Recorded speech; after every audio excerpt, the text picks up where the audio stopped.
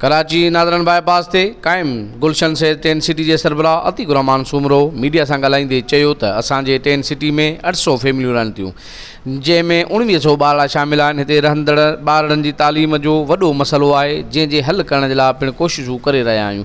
जॾहिं त हिते मुख़्तलिफ़ समाजी तंज़ीमूं हिते रहंदड़ मुतासिरीन लाइ मुफ़्त मेडिकल्स कैंपूं लॻाए रहियूं आहिनि। ऐं जॾहिं त DC वेस्ट ग़ुलाम क़ादिर टालपुर ॾाढो सुठो माण्हू आहे, पर सम्झ में नथो अचे त हिते पंजनि बोर्ड सतायलनि मारूअनि जी मालिकी छो नथो करे। जॾहिं त हिते अची वॾा वॾा वाइदा करे वियो हुयो त आउं बोर्ड मुतासिरनि जे लाइ स्कूल बि क़ाइमु कंदुसि, बोर्ड मुतासिरनि जे लाइ फ्री मेडिकल कैंप्स लाइ हिकिड़ो डॉक्टर मुक़ररु कंदुसि ऐं उन्हनि जे खाद पीत जो पिणु बंदोबस्तु कंदुसि।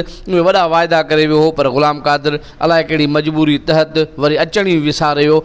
MDA असां सां खुली दुश्मनी करे रहियो आहे, कंहिं न कंहिं बहाने सां बोर्ड मुतासिरनि खे हितां उथारणु चाहे थो, मगर असां MDA जे हर चाल खे नाकाम कंदासीं। हिन जो वधीक चवणु हुयो त सैयद अहमद अली शाह काज़मी खे जस हुजे, जंहिं सिंध जे कुंड कुर्श खां हिते आयल बरसात ऐं बोर्ड मुतासिरनि जी मदद जो बेड़ो खयो आहे ऐं ॾींहं राति मारूअड़नि जी ख़िदमत करे रहियो आहे। सार संभाल सां गॾु कोशिशूं कंदो रहे थो, हर हिकु टेंट वारे मुतासिर खां हाल अहवाल वठी उन जूं ज़रूरतूं पंहिंजे हड़ा वड़ा पूरियूं करे रहियो आहे। हिन जो वधीक चवणु हुयो त असां सिंध हुकूमत खे गुज़ारिश था करियूं त हिते कराची खां बोर्ड मुतासिरनि खे तहफ़ुज़ ॾिनो वञे ऐं उन्हनि खे रोज़गार ॾेई हिननि खे मुकमल रहाइश ॾिनी वञे।